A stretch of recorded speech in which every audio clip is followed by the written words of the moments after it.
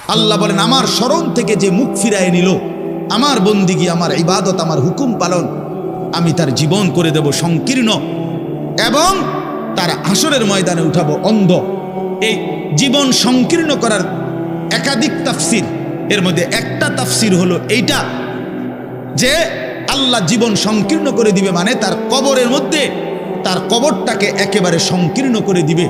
আল্লাহ রসুল বলছে, নাফরমানের কবর রাইখা যখন ফেরেশতা চলে যাবে, কবর ডান পাশের মাটি তারে একটা চাপ দিবে বাম দিকে, বাম দিকের মাটি এক ডান দিকে, আল্লাহর কসম ডান পাশের হাড্ডি পাঁজর ভাঙ্গা ডান দিকে বাম দিকে চলে যাবে, বাম দিকের হাড্ডি পাঁজর ভাঙ্গা। রাসূলুল্লাহ সাল্লাল্লাহু আলাইহি ওয়াসাল্লাম বলছে, বন্ধু দেখেন, হাত্তা তাখতালিফা আদলাউহু, এই দুই আঙ্গুল যেভাবে এভাবে একটার ভিতরে ঢুকে গেছে, খোদার কসম ডান পাশের হাড্ডি পাঁজর বাম পাশের হাড্ডি পাঁজর এইভাবে একটার ভিতরে ঢুকে যায়। এটার অর্থ এটা। হ্যাঁ, রাসূলুল্লাহ সাল্লাল্লাহু আলাইহি সাল্লাম একদিন হযরত বারা ইবনে আযিব রাদিয়াল্লাহু তাআলা আনহু থেকে বর্ণিত, নবীজি একদিন এক সাহাবীর জানাজা পড়তে গেছেন। জানাজা পড়তে গিয়ে খালি কবরের সামনে কিছুক্ষণ দাঁড়াইছেন, তখনও উনারে কবরে রাখে নাই, জানাজাও পড়ায় নাই। নবীজি আগে গিয়া কবরটার সামনে দাঁড়াইছে। হযরত বারা ইবনে আযিব বলেন, আমরা নবীজির সাথে ছিলাম। আল্লাহর নবী সাল্লাল্লাহু আলাইহি সাল্লাম কবরের খালি এই কবরে দেখা অঝরে কাঁদতে শুরু করছে। আমরা সবাই সাহাবীরা নবীজির সাথে কাঁদতে শুরু করলাম। অনেকক্ষণ কাইদা নবীজি চোখের পানি মুইছা আজীব কথা বলছে নবী। রাসূলুল্লাহ সাল্লাল্লাহু আলাইহি সাল্লাম সাহাবীদেরকে লক্ষ্য করে বলছে, ইয়া ইখওয়ানি লিমিসলি হাদা ফাআইদ্দু, আমার বন্ধুরা, আমার সাথীরা, এই কবরে যাওয়ার জন্য তোমরাও রেডি হও। ফাআইদ্দু, তোমরাও প্রস্তুতি নাও, অচিরেই তুমি আমি সবাই এই কবরেই পৌঁছে যাইতে হবে। রাসূলুল্লাহ সাল্লাল্লাহু আলাইহি সাল্লাম বলছে, প্রিয় বন্ধু আমার, জওয়ান সাথী আমার, সামান্য এই কয়েকটি দিনের জওয়ানি নষ্ট না করা, নষ্ট না করা, কোনোভাবেই নষ্ট না করা। তো এই জন্য বললাম, এই সূরা মুলক এটা আল্লাহ তাআলা অত্যন্ত ফজিলতপূর্ণ একটি সূরা। রাসূলুল্লাহ সাল্লাল্লাহু আলাইহি সাল্লাম বলছেন, এটা কবরের আযাব থেকে রক্ষা করবে। এই সূরা নিয়মিত তাফসীরের মধ্যে আমি নিজে পড়ছি, তাফসীরে কুরতুবীতে আছে। আল্লাহর নবী সাল্লাল্লাহু আলাইহি সাল্লাম বলেন, লাওয়াদিত্তু, নবীজি বলেন, আমার দিলের আশা, আমার দিলের তামান্না, আমার উম্মতের প্রতিটা মুমিন তার কলিজার ভিতরে, তার জবানে এই সূরা মুলক থাকুক, সূরা মুলক থাকুক। অর্থাৎ রাসূলুল্লাহ সাল্লাল্লাহু আলাইহি সাল্লাম বলতেন, আমার প্রতিটা মুমিন বান্দা উম্মত যেন এই সূরা মুলক তেলাওয়াত করে, যেন কবরের আযাব থেকে রক্ষা পায়। নবীজি 5 ওয়াক্ত নামাজের পরে, আল্লাহর কসম ভাই, এখানে অনেক ওলামায়ে কেরাম আছে, আপনি জিজ্ঞাসা করুন, নবীজি 5 ওয়াক্ত নামাজের পরে, সরদারে দু আলম নবীর তো কোনো গুনাহ নাই, তিনি নিষ্পাপ, তিনি তো জান্নাত উদ্বোধন করবেন। আনা আউয়ালু মান ইয়াকরাউ বাবাল জান্নাহ, নবী বলছে, আমি সেই মুহাম্মদ যে প্রথম জান্নাতের দরজা আমি নাড়ব, জান্নাতের কড়া নাড়ব আমি মুহাম্মদ। ভেতর থেকে ফেরেশতা বলবে, আপনি কে? আমি বলবো মুহাম্মদ।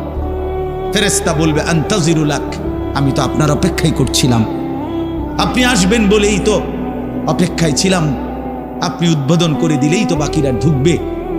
তো সেই নবী যিনি জান্নাত উদ্বোধন করবেন, তিনি 5 ওয়াক্ত নামাজের পরে ভাইয়া প্রতিদিন তিনি যেই কথাটা দোয়া করতেন, এর মধ্যে একটা দোয়া এটা, আল্লাহুম্মা ইন্নী আউযু বিকা মিন আযাবিল কবর ওয়া মিন ফিতনাতিল কবর ওয়া মিন ফিতনাতিল মাসীহিদ দাজ্জাল ওয়া মিন ফিতনাতিল মাহইয়া ওয়াল মামাত। আল্লাহ, আমি কবরের আযাব থেকে পানাহ চাই। নবীজি নিজে বলতেন, নবীজি নিজে বলতেন। প্রিয় ভাই, বাবা আমার, চলেন সবাই নিয়ত করি, নিজেকে গুনাহ থেকে বাঁচানো দরকার, নিজের আল্লাহর নাফরমানি থেকে বাঁচানো দরকার। আল্লাহ তাআলা বলেন, ইন্নাল্লাযীনা ইয়াখশাউনা রাব্বাহুম বিল গায়ব, আমি আল্লাহকে না দেখে, আমার কথাগুলো আখিরাত সম্পর্কিত, এগুলোকে না দেখে যারা আমি আল্লাহকে ভয় করে, আখিরাতকে ভয় করে, জাহান্নামকে ভয় করে, কবরকে ভয় করে। আল্লাহ বলেন, তাফসীরের মধ্যে লিখছে, ভয় করে মানে হলো গুনাহ বর্জন করে। কোন ব্যক্তি আল্লাহকে ভয় করে, খোদার কসম এই কথার অর্থ হলো গুনাহ ছেড়ে দেয়। যে গুনাহ ছেড়ে দেয় সে আল্লাহকে ভয় করে, যে আল্লাহকে ভয় করে সে গুনাহ ছেড়ে দেয়। কোন নাফরমান আল্লাহকে ভয় করে না, আল্লাহকে ভয় করলে গুনাহ করতে পারে না। বুঝেন নাই বাংলা কথাটা? এটা কাগজের এই পিঠ ও পিঠ, কাগজের এই পিঠ ওই পিঠ। এই পিঠে যদি লেখা আছে আল্লাহর ভয়, তো ওই পিঠে লেখা থাকবে গুনাহ বর্জন। যে গুনাহ ছেড়ে দেয় সে অটোমেটিকলি আল্লাহকে ভয় করে, যে আল্লাহকে ভয় করে সে গুনাহ বর্জন করে। এই জন্য তাকওয়ার অর্থ আল্লাহর ভয়, এটার প্রথম অর্থ হইল গুনাহ বর্জন। মান খাশিয়ার রহমান, আল্লাহকে ভয়, এটার প্রথম অর্থ গুনাহ বর্জন, গুনাহ বর্জন। আমার শায়েখ আল্লামা মুফতি মুশতাকুন নবী সাহেব সব সময় চিল্লায় মাহফিলে, অনেক সময় আহাজারি করে বলে যে বাপ, গুনাহ আগুন, গুনাহ আগুন, গুনাহ আগুন। প্রতিটা গুনার পিঠে ওই পিঠে আগুন আছে। নারীর প্রতিটা বেপর্দা দৃশ্যের মধ্যে খোদার কসম আগুন জ্বলে। ওই সিনেমার নর্তকীর শরীরে আগুন জ্বলে, ওই নায়িকার শরীরে আগুন জ্বলে, মোবাইলের ওই অস্থির ছবির মধ্যে আগুন জ্বলে, মদের আড্ডায় আগুন জ্বলে, জুয়ার আড্ডায় আগুন জ্বলে, সুদের টাকায় আগুন জ্বলে, ঘুষের টাকায় আগুন জ্বলে, বেপর্দা নারীর শরীরে আগুন জ্বলে। ওইটা রূপ না, ওইটা আগুন, ওইটা জাহান্নাম, ওইটা জাহান্নাম। আল্লাহ তাআলা বলেন, ইন্নাল্লাযীনা ইয়াখশাউনা রাব্বাহুম বিল গায়ব।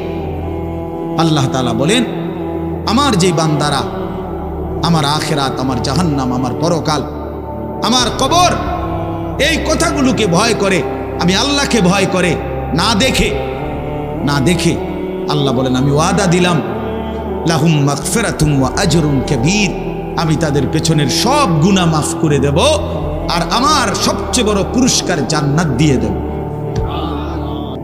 এখানে এটা এমন শব্দ না যে কিছু শব্দ তো আছে একটা শব্দের সাথে আরেকটা বলছে অর্থহীন, যেমন কলম টলম।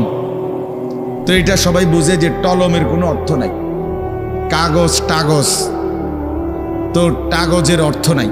কিন্তু শিক্ষা দীক্ষা এমন না, শিক্ষা শব্দের উল্টা না, এটা এমন না যে এটা শিক্ষার উল্টা কিছু না, এটা আলাদা শব্দ। শিক্ষা দীক্ষা যেমন আমরা অনেক সময় বলি যে নামাজ রোজা, লোকটা নামাজ রোজায় ভালো, তো এর দ্বারা কি শুধু নামাজ আর নামাজের উল্টা শব্দ রোজা না, এটা একটা আলাদা কি আমল। নামাজ একটা ইবাদত, তো রোজা একটা ইবাদত। তো শিক্ষা এটা একটা বিষয়, দীক্ষা এটা একটা বিষয়।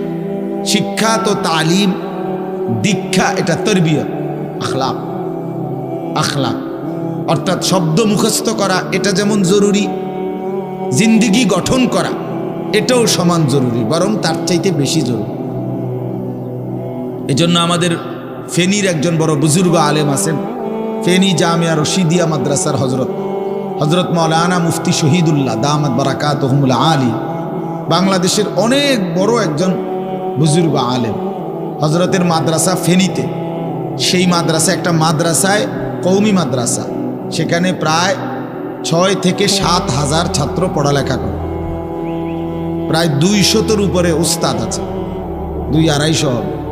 তো এই জন্য বললাম যে হজরত সবসময় বলে যে পড়া মেধা অনুপাতে কম বেশি হইতে পারে, আখলাক বরাবর হইতে হবে। আখলাক, ছাত্র মেধাগত যোগ্যতার কারণে কেউ রুল নাম্বার 1, কেউ রুল নাম্বার 10, কিন্তু আদব আখলাক বরাবর বরাবর হওয়া চাই। আমরা এটা খুব খেয়াল করি না। আজকে সবাই মনে করে বাচ্চার পড়ালেখা হচ্ছে, ঠিক আছে, পড়তেছে, যাইতেছে, আসতেছে, ছেলেটা পড়তেছে, রেজাল্ট আসছে, কিন্তু আখলাক কোথায়? যে ছেলেটা কখনোই প্রস্রাব করে টয়লেট পেপার ব্যবহার করে না, দাঁড়িয়ে বসে প্রস্রাব করার ক্ষেত্রে কোনো পার্থক্য করে না, তো তার আখলাক, তার জীবন গঠন হইল, শব্দ না মুখস্থ হইল, শব্দ না মুখস্থ হইল। যে ছেলেটা তার মোবাইলের মধ্যে রাত দিন নাচ গান ছবি জিনা ব্যভিচারের দৃশ্য, অথবা শুধু শুধু অনর্থক মোবাইলটা টিপল। তো পড়া তো মুখস্থ করলো, কিন্তু আখলাক কই হইল? আখলাক কই হইল? 3 বছরের বাচ্চার হাতে মোবাইল দিয়ে দিছে, 2 বছরের বাচ্চার হাতে অভিভাবক মোবাইল দিয়ে দিছে। মানে খামখেয়ালির এক জিন্দিগি। এক সন্তান গঠন কিভাবে করতে হয় মুসলমান তাও জানেন, তাও জানেন। বাচ্চাকে টেলিভিশনের হাতে তুলে দিছে, টেলিভিশন দেখে দেখে শেখো। বাচ্চাতে সমবয়সীদের হাতে তুলে দিছে, যে সমবয়সী বন্ধুদের সাথে আড্ডা দিতে দিতে যা শেখো শেখো। এটা কখনোই কি না, নিয়ম না। রাসূলুল্লাহ সাল্লাল্লাহু আলাইহি ওয়াসাল্লাম বলছেন, কুল্লু মাউলুদিন ইউলাদু আলাল ফিতরা, প্রত্যেকটি মানব সন্তান আল্লাহকে মানার শতভাগ যোগ্যতা নিয়ে পৃথিবীতে ভূমিষ্ঠ হয়। কোরআন শরীফে আল্লাহ তাআলা বলছেন, ফিতরাতাল্লাহিল্লাতী ফাতারান নাসা আলাইহা, কোরআনের আয়াত। আল্লাহ তাআলা বলেন, দিন মানার পুরা যোগ্যতা দিয়েই আমি আল্লাহ মানুষকে সৃষ্টি করেছি। আল্লাহ তাআলা এমন একটি হুকুম করে নাই, এমন একটা বিষয় নিষেধ করে নাই যা পালন করার যোগ্যতা কিংবা বর্জন করার যোগ্যতা আল্লাহর বান্দার শরীরের মধ্যে নাই, এমন কোনো বিধান নেই। আমার মধ্যে রুকু করার যোগ্যতাই নাই, অথচ আমারে রুকু করতে বলছে, অথচ আমার কোমর বাঁকা হয় না, বিষয়টা এমন না। আমি সেজদাই দিতে পারি না, আমার হাঁটুও বাঁকা হয় না, কনুইও বাঁকা হয় না, কোমরও বাঁকা হয় না, অথচ আল্লাহ আমারে বললেন সেজদা দিতে। বিষয়টা কি এমন? কথা বুঝছেননি আমার কথাটা? আমারে বানাইলেন তাল গাছ, আমারে বলতেছেন সেজদা দিতে। এইটা বললে না জুলুম হইতো? এটা বললে না জুলুম হইতো? কিন্তু আল্লাহ তাআলা যতগুলো হুকুম করেছেন, যতগুলো নিষেধ করেছেন, প্রতিটা হুকুম পালন করা, প্রতিটা নিষেধ বর্জন করার 100 যোগ্যতা আল্লাহ তাআলা বান্দার শরীরের মধ্যে দিয়েছে। কোরআনুল কারীমের মধ্যে আছে, আল্লাহ তাআলা বলেন, বান্দা আমি তোমাকে বানিয়েছি নাবতালিহি, পরীক্ষা করার জন্য, আর পরীক্ষায় উত্তীর্ণ করার উপযোগী। ফাজআলনাহু সামিআন বাসীরা, আমি আল্লাহই তোমাকে শুনবার জন্য কান দিয়েছি, দেখবার জন্য চোখ দিয়েছি। তাফসীরের মধ্যে লিখছে, অর্থ হইল আমাকে মানবার পুরা যোগ্যতা সম্পন্ন শরীর দিয়েছি। ওযু, গোসল, নামাজ, রোজা, হালাল হারাম, পাক নাফাক সব কিছু বান্দা পালন করতে পারবে এমন যোগ্যতা দিয়ে তারে মানুষ বানাইছে। মানুষ হইবার পরে, মুসলমান হওয়ার পরে কেউ যদি বলে আল্লাহর এই হুকুম পালন করা আমার পক্ষে সম্ভব না, তাহলে এটা হইতে পারে তুমি ছাগল, মানুষ না। তুমি গরু ছাগল ছাড়া আর কিছু না, তুমি মূলত হাইওয়ান। ইনসান হইলে পারতা, তুমি যদি মানুষ হইতা তো ঠিকই পারতা, তুমি যদি মানুষ হইতা তো পারতা। মূলত তুমি নিজের মানুষ এই পরিচয় ভুলে গেছো। তো এই জন্য বাপ, আল্লাহ নবী সাল্লাল্লাহু আলাইহি সাল্লাম বলেন, ফাআবাওয়াহু ইউহাব্বিদানিহি আও ইউনাসসিরানিহি আও ইউমাজ্জিসানিহি, মা বাপ সন্তানকে ইহুদি বানিয়ে দেয়, অথবা খ্রিস্টান বানিয়ে দেয়, অথবা অগ্নি পূজক বানিয়ে দেয়। সরাসরি হাদিস, বাবা মা নষ্ট করে দেয় সন্তান। রাসূলুল্লাহ সাল্লাল্লাহু আলাইহি সাল্লাম বলছেন, বাবা মা, 3 বছরের বাচ্চাটা ছোট্টবেলা থেকেই ঘরে টেলিভিশন দেখে, রঙিন সিনেমা দেখে, নাটক সিনেমা দেখে, তারে এটা শিখাইবার ক্ষেত্রে কে ব্যবস্থা করে দিল? তার মা বাপ। এ তো 3 বছরের বাচ্চা বাজার থেকে কিনে আনে নাই, টেলিভিশনে এত বড় এটা তো বাচ্চাটা আনে নাই, এটা তো তার অভিভাবক আছে। এই 3 বছরের বাচ্চাটারে কার্টুন দেখার জন্য, গেমস খেলার জন্য এত বড় মোবাইলটা, এটা তো তার বাবাই দিছে, অথবা তার মা, তার দুলা ভাই, তার বড় ভাই, তার চাচা, এমন কেউ একজন তার হাতে তুলে দিছে। এজন্য আমি সবসময় বলি, যেই মা বাপ, অভিভাবক সন্তানের, অপ্রাপ্তবয়স্ক সন্তানের হাতে এই বড় মোবাইলগুলো তুলে দেয়, এই মা বাবার চাইতে বড় জালেম আর কেউ না। ওরা নিজ হাতে সন্তানকে গলা টিপে হত্যা করে ফেল, ধ্বংস করে দিল, বরবাদ করে দিল, বরবাদ করে দিস। অসংখ্য অভিভাবক আমাদেরকেও তো বলে, বাচ্চা হুজুর খায় না, ঘুমায় না, বাচ্চা মোবাইল না দেখতে না দিলে খায়ও না, ঘুমায়ও না, কান্দে, শুধু কান্দে কান্দে। তার এই বদ অভ্যাস কে বানাইল? আর দ্বিতীয় কথা হইল, কান্দলে কি হয়েছে? কোনো বাচ্চা যদি কাঁদে তো কাঁদলে কি মরে যায় মানুষ? তো হেতে কান্দুক, কাঁদলে কি সে কাঁদতে কাঁদতে সে একসময় থেমে যাবে। 3 বারের পরে 4 বারের পরে সে বুঝে নিবে যে এটা আমারে দিবে না। কথা বোঝেন নাই? কাঁদতে কাঁদতে নইলে 3 বার কাঁদলো, 4 বার কাঁদলো, 10 বার কাঁদলো, একটা পর্যায়ে সে বুঝবে যে এটা আর আমারে দিবে না, এটা আমারে দিবে না।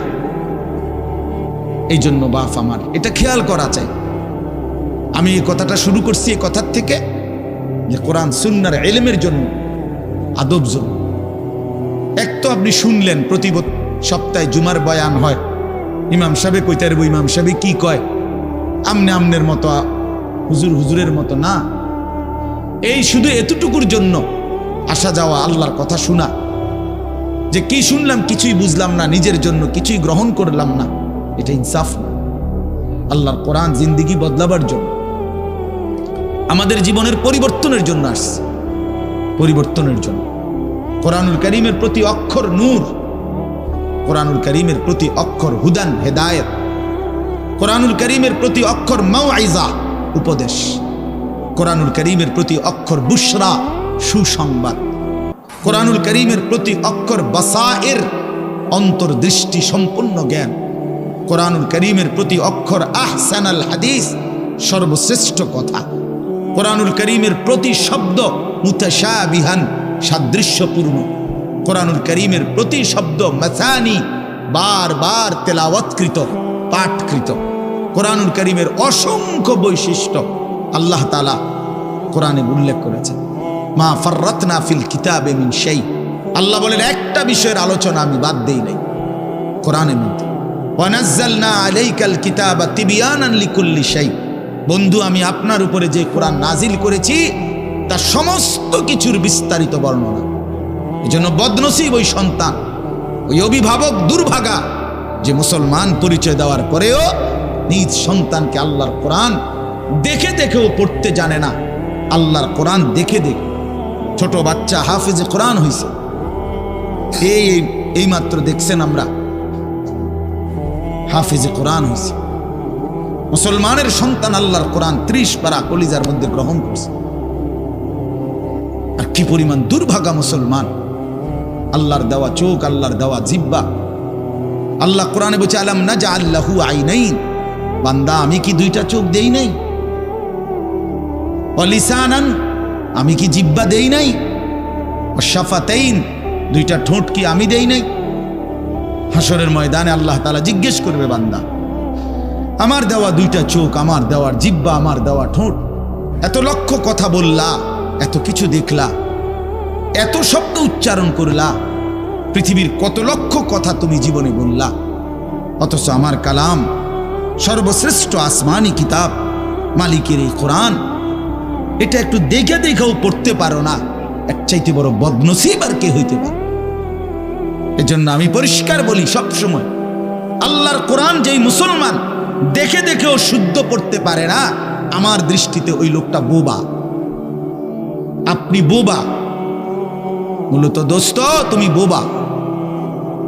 বাকি কথাগুলো না বললেও চলতো, বাকি কথাগুলো না বললেও চলতো, এই পৃথিবী ভোগ করা যেত।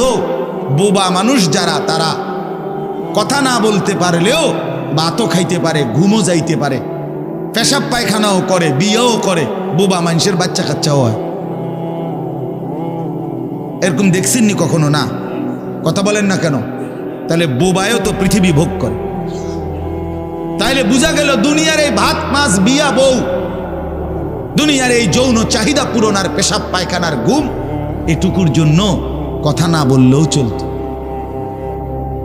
অন্ধ হইলেও চলতো, অন্ধ হইলেও চলতো, চোখে না দেখলেও কত মানুষ পৃথিবী ভোগ করতেছে।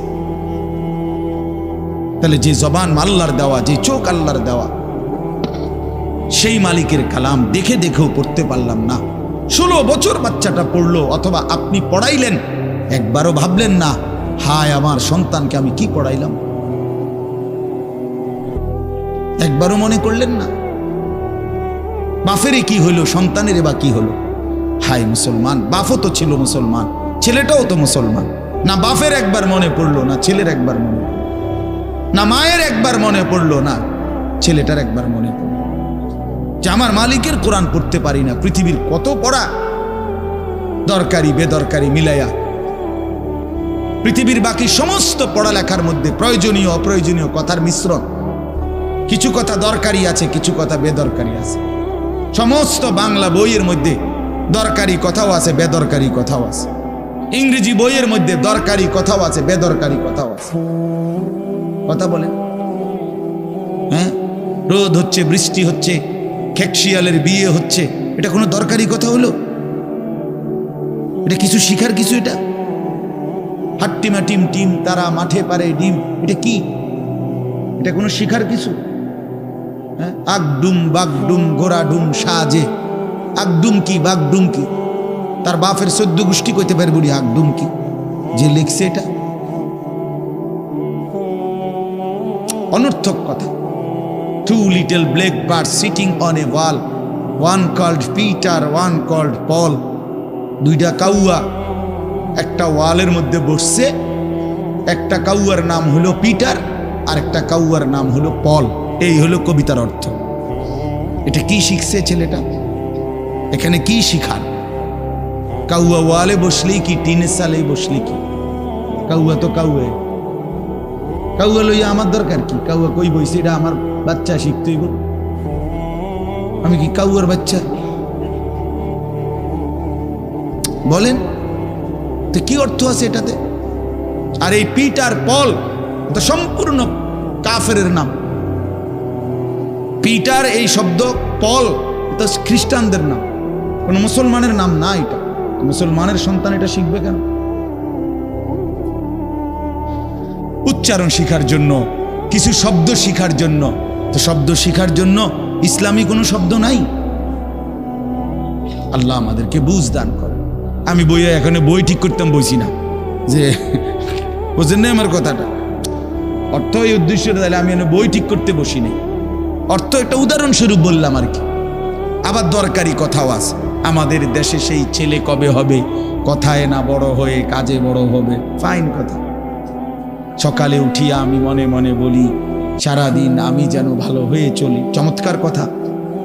বোর হলো দৌড় খোলো কুকুমনি উঠোরে, এগুলো তো অন্যায়। এসব কবিতাও তো না, আমরা আমলে নাই ডিএমএ কইতেছি। এখনকার কি আছে আমি জানি না। এগুলো আমার সময়ে পড়ছি আমরা ছোটবেলায় প্রাইমারিতে। যাই হোক বাপ, অর্থ হইল আল্লাহর কোরআন থেকে সন্তানকে বঞ্চিত করেন না।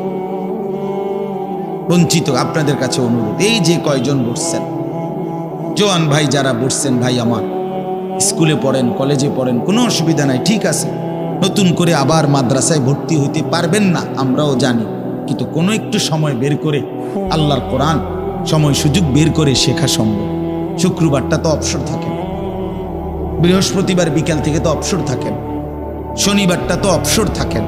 তো একটু আল্লাহর কালাম পড়েন, কোনো একজন আলেমের কাছে, কোনো একজন মসজিদের ইমামের কাছে, কোনো একজন মাদ্রাসার ওস্তাদের কাছে নিজে আলাদা একটু সময় বাইর করেন যে আমার মালিকের কোরআন আমি একটু শুনি, আল্লাহ তাআলার কালাম শুনি।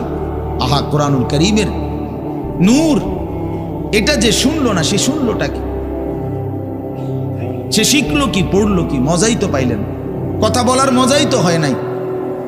আমি তো অনেক সময় বলি, আল্লাহর ঘরের কালো গিলাফ আর মদিনার সবুজ গম্বুজ যে দেখে নাই, যেই চোখ, হে দেখলো কি? কালো গিলাফ যে দেখে নাই কাবার, রাসূলুল্লাহর রওজায়ে আতহারের সবুজ গম্বুজের ওই সৌন্দর্য যে দেখে নাই, যে চোখ, সে জীবনে কি দেখলো? আমার একবার মক্কা শরীফ এক লোক উমরার সময়, বাংলাদেশি এক লোক দৌড়াইয়া আমার আয়সা জড়াইয়া ধরছে, ধরাইয়া কাঁদা দিছে, বলছে হুজুর আমি আপনার এক কথার কারণে হজে আসছি, উমরায় আসছি। আমি বললাম মানে? এই কথাইটা আমি এটা শুনছি আজ আপনি বলছেন যে চোখ কাবার কালো গিলাফ দেখে নাই, রাসূলুল্লাহ সাল্লাল্লাহু আলাইহি সাল্লামের রওজায়ে আতহারের সবুজ গম্বুজ দেখে নাই, সে দেখলো কি? আর এটা আমার দিলে লাগছে যে হ্যাঁ ঠিকই তো, আমি আর কি দেখলাম? তাই তো যেই জবান আল্লাহর নামে নিতে জানে না, মালিকের কোরআনই পড়তে জানে না, তুমি পড়লা কি মিয়া? তুমি কি গোড়ার ঘাস কাটলা মিয়া? বাকি সবগুলো পড়া না হলেও দুনিয়া চলতো মিয়া। মূর্খ বকলম, নাম দস্তখত করতে জানে না, টিপসই দেয় এমন হাজারো মানুষ দুনিয়া ভোগ করতেছে। বাড়ি গাড়ি, নেতাগিরি, মাতবুরি, ক্ষমতা, দালান বিল্ডিং সবটা দুনিয়া ভোগ করছে, অথচ নামটাও সই দিতে জানে না। এমন নাই? বলেন না এমন নাই? তো সে কোন যোগ্যতায় দুনিয়া ভোগ করছে? সে কিভাবে দুনিয়া ভোগ করতেছে? যদি বলেন সে সমাজে তার কোনো মান সম্মান, আরে না মিয়া, বহুত নেতাদের মাতবর সমাজের, সে তো মূর্খ, টাকার জোরে ক্ষমতা দেখাচ্ছে, এমন মানুষ নাই? তো তাইলে এই জন্য বাপ আবারও অনুরোধ করছি আমি, অর্থ হলো অপমান করা না, জেনারেল শিক্ষা নিষেধ করা না। আমি তো কুমিল্লা ভিক্টোরিয়া কলেজ থেকে মাস্টার্স পাস করছি, সায়েন্স বিজ্ঞান বিভাগ থেকে দাখিল পাস করছি।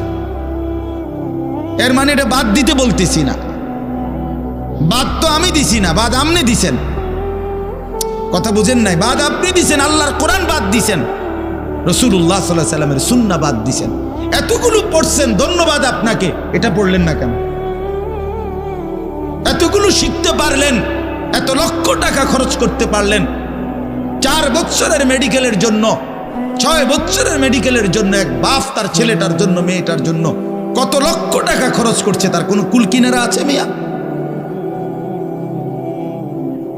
তো আপনি পড়ান, কোনো অসুবিধা নাই, কিন্তু আপনি আপনার বাচ্চাটাকে আল্লাহর কোরআন থেকে বঞ্চিত করলেন কেন? নামাজ থেকে বঞ্চিত করলেন কেন? 2টা সূরা পড়তে জানে না, একটা আত্তাহিয়াতু শুদ্ধ করে বলতে পারে না, একটা দোয়ায়ে কুনুত পড়তে জানে না। একজন মুসলমান বেটা, 40 বছর বয়স, লজ্জা থাকা উচিত বেটা, ওই বেটা শরম থাকা উচিত বেটা। কার জমিন খাইতেছ, কার আসমান ভোগ করছো, কার দুনিয়া ভোগ করতেছ? এত বড় মালিকের আসমান ও জমিন ভোগ করে সেই মালিকের সেজদাটাও ঠিক মতো দিতে জানে না, সেই মালিকের নামটাও পড়তে পারে না। এর চাইতে লজ্জা আর কি হইতে পারে বলেন বাবা? অপমান কি হইতে পারে? আল্লাহ আমাদেরকে বিবেক দান করেন, আল্লাহ আমাদেরকে বিবেক দান করেন। বিবেক থাকা চাই, বিবেক থাকা চাই। কোরআনুল কারীমের মধ্যে আছে, আল্লাহ তাআলা বলছে, একটা সাংঘাতিক কথা আছে কোরআন শরীফে, ফাবিআইয়ি হাদিসিন বা'দাহু ইউমিনুন। আমার দিল নড়ে কোরআনের এই আয়াত শুনলে, কলিজা শুদ্ধা কাঁইপা ওঠে।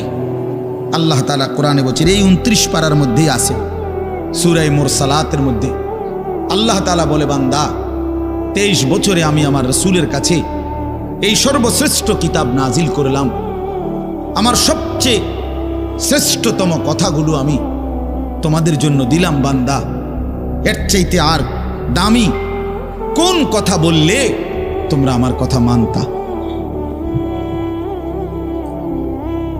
বুঝেন নাই? ফাবিআইয়ি হাদিস, ফাবিআইয়ি হাদিস। আল্লাহ বলছে, বান্দা এরপরে আর কি বললে, এর চাইতে দামি কথা আর কোনটা বললে, আর কোন কিতাব নাজিল করলে, আর কেমনে বললে? ফাবিআইয়ি হাদিসিন বা'দাহু ইউমিনুন। আর কিভাবে বললে বান্দা ঈমান আনতা, বিশ্বাস করতা? আকিমুস সালাহ, আকিমুস সালাহ 80 বারের চাইতে বেশি বলছি আমার কোরআনে, আর কতবার বললে আমারে সিজদা দিতা? ইত্তাকুল্লাহ, ইত্তাকুল্লাহ বারবার বলেছি, আল্লাহকে ভয় করো, আর কতবার বললে বান্দা আমারে ভয় করতা? কতবার বলছি? আল্লাহ বলবেন, রাসূলুল্লাহ সাল্লাল্লাহু আলাইহি সাল্লাম বাপ আমার, বন্ধু আমার, নওজোয়ান সাথী আমার, মনে রাখবেন, বিশ্বাস করেন, রাসূলুল্লাহ সাল্লাল্লাহু আলাইহি সাল্লাম হাসরের ময়দানে অসংখ্য উম্মতকে জিজ্ঞেস করবে। এই আমল নামা যখন দেখবে, প্রত্যেকটা উম্মত তার নিজ নিজ আমল নামা, রাসূলুল্লাহ সাল্লাল্লাহু আলাইহি সাল্লাম দেখবেন, এই আমল নামা দেখে নবী জিজ্ঞেস করবে, উম্মত 23টা বছর একটানা আমি কেঁদেছি, উম্মত 23 বছর তোদের জন্য আমি কেঁদেছিলাম, এমনও রাত গেছে সারা রাত উম্মতের জন্য আমি কেঁদেছি, সারা রাত দোয়া করছি উম্মতের জন্য। তায়েফের পাথরের আঘাতে পিঠ, চালনির মতো ছিদ্র বানায় ফেলছি। পেটের কষ্টে, ক্ষুধার কষ্টে 14 দিনের চাইতে বেশি পেটে 2টা পাথর বাইদা ক্ষুধার কষ্ট হজম করছি। উহুদের দান শহীদ করা রক্তে আমি বেহুশ হয়ে আমি পড়েছিলাম। সেই নবী আমি আর কত কাঁদলে, আর কত রক্ত ঝরাইলে উম্মত তুমি আমার কথা মনে করতা, তুমি আমার কথা ভাবতা? সাল্লাল্লাহু আলাইহি ওয়াসাল্লাম যখন এটা জিজ্ঞেস করবেন তখন কি জবাব হবে? বাপ বলেন, ইনসাফের কথা বলেন। কি মনে করছেন সুপারিশ? হাসরের ময়দানের সুপারিশ মানে কি? মুখে বিড়ি, সিগারেট, চেহারায় রাসূলুল্লাহ সাল্লাল্লাহু আলাইহি ওয়াসাল্লামের সুন্নাত নাই, 50 বছর ধরে সুদের লেনদেন, কোনোদিন 5 ওয়াক্ত নামাজ আদায় করেন নাই, স্ত্রী বেপর্দা, ঘরের মধ্যে প্রতিদিন রঙিন টেলিভিশন চলতেছে। এই অবস্থায় কবরে যাইবেন, আর হাসরের ময়দানে দাঁড়াইলেই নবীজি সুপারিশ করে আপনারে বেহেশত দিয়া দিবেন। বিষয়টা মামুর বাড়ি না, বিষয়টা মামুর বাড়ি মনে করছেন আপনি। এটাকে কি মনে করলেন আপনারা? রাসূলুল্লাহ সাল্লাল্লাহু আলাইহি ওয়াসাল্লাম সুপারিশ করবেন, এর কোনো নিয়ম কানুন নাই, কোনো বিধি নিষেধ নাই, আইন কানুন নাই। হাউজে কাউসারের পানি, এটা কি 10 টাকার পানির বোতল মনে করছেন? রাসূলুল্লাহ সাল্লাল্লাহু আলাইহি ওয়াসাল্লাম বলেছেন, 1 ঢোক পানি পান করলে আর কোনোদিন বান্দা তৃষ্ণার্ত হবে না। এতটা আজিমুশান দামি, এমনি এমনি দিয়ে দিবেন? এটা এমনি এমনি দিয়ে দিবেন? দয়া করে ভাবতে শিখেন, নিজের ভালো বোঝেন, নিজের ভালো, নিজের ভালো।